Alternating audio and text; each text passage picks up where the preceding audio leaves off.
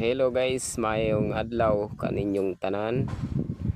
Ani ana pod kita dire sa Barangay Bakayawan, Di Mataling, Zamboanga del Sur guys. Ako lang i-flex sa inyo aning among produkto dire nga galagal. Seaweeds ba? Seaweeds. Turo kato. Wala siya guys. Tapos na po dire guys, sa kong utol guys, 6,000 ang puhunan ani guys tanan, pero nakatanom na si utol guys og tulo nakakutay nga tag 130 ang gitas-on. Og ang kilo sa update sa kilo sa seaweeds day karon mga ka-seaweeds,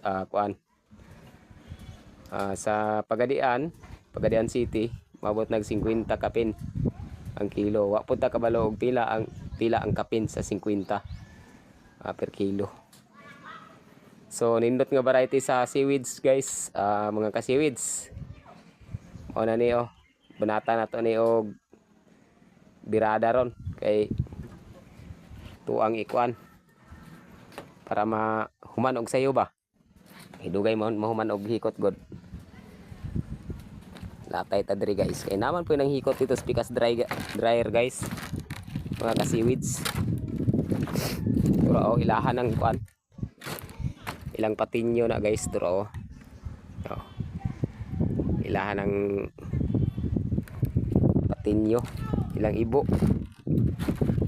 Shout out kay kuan, kay birds ibo. Naghikot sila diha kana diha. Turo na gatrapal gani na sila. Kana gitrapala na nila guys kay may guog hangin og init ang seaweeds. Di na pod pwede ibalik og tanom kay budaot man.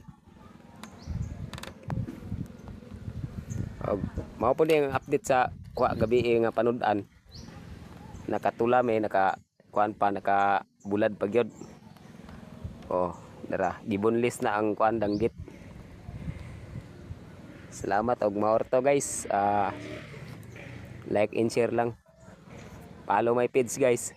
Salamat. Thank you.